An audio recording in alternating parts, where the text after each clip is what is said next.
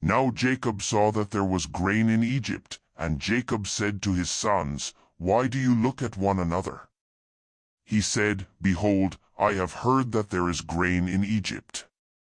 Go down there, and buy for us from there, so that we may live and not die." Joseph's 10 brothers went down to buy grain from Egypt. But Jacob didn't send Benjamin, Joseph's brother, with his brothers, for he said, lest perhaps harm happen to him.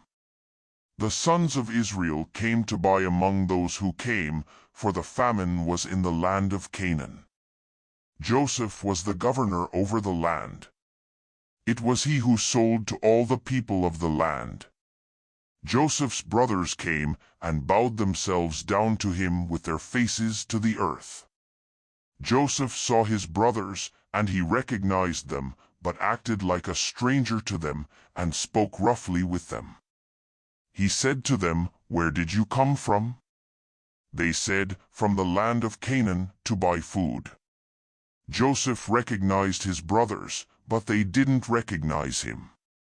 Joseph remembered the dreams which he dreamed about them, and said to them, "You are spies.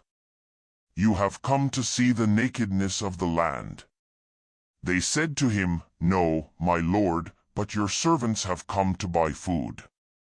We are all one man's sons, we are honest men. Your servants are not spies." He said to them, "No, but you have come to see the nakedness of the land."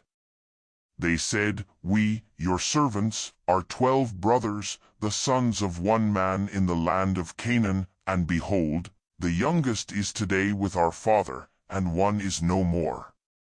Joseph said to them, "It is like I told you, saying, You are spies. By this you shall be tested. By the life of Pharaoh, you shall not go out from here unless your youngest brother comes here. Send one of you, and let him get your brother, and you shall be bound, that your words may be tested, whether there is truth in you, or else by the life of Pharaoh surely you are spies."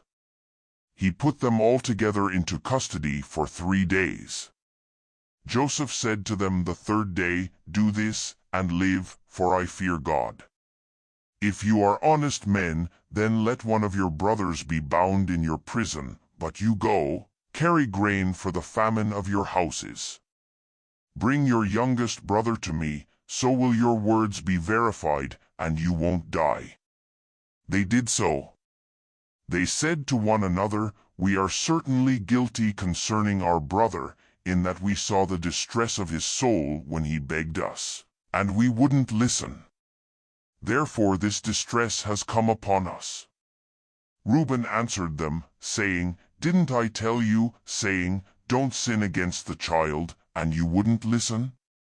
Therefore also, behold, his blood is required."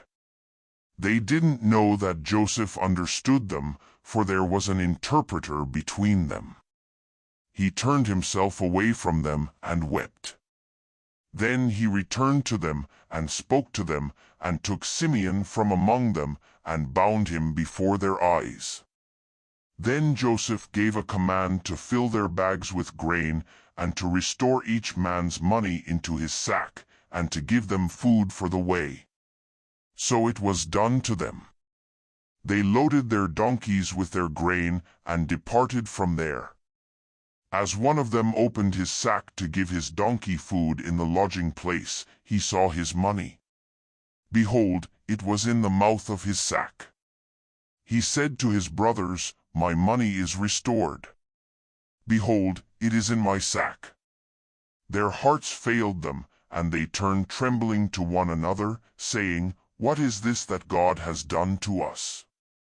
They came to Jacob their father, to the land of Canaan, and told him all that had happened to them, saying, "The man, the lord of the land, spoke roughly with us, and took us for spies of the country. We said to him, We are honest men. We are no spies. We are 12 brothers, sons of our father, one is no more, and the youngest is today with our father in the land of Canaan.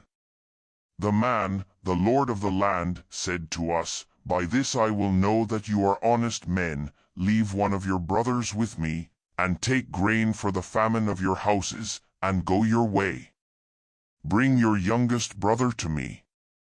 Then I will know that you are not spies, but that you are honest men. So I will deliver your brother to you, and you shall trade in the land. As they emptied their sacks, behold, each man's bundle of money was in his sack.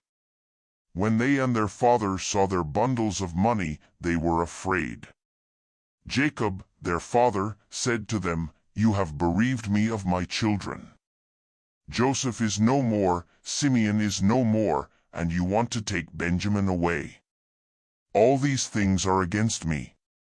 Reuben spoke to his father, saying, Kill my 2 sons, if I don't bring him to you. Entrust him to my care, and I will bring him to you again. He said, My son shall not go down with you, for his brother is dead, and he only is left. If harm happens to him along the way in which you go, then you will bring down my gray hairs with sorrow to Sheol.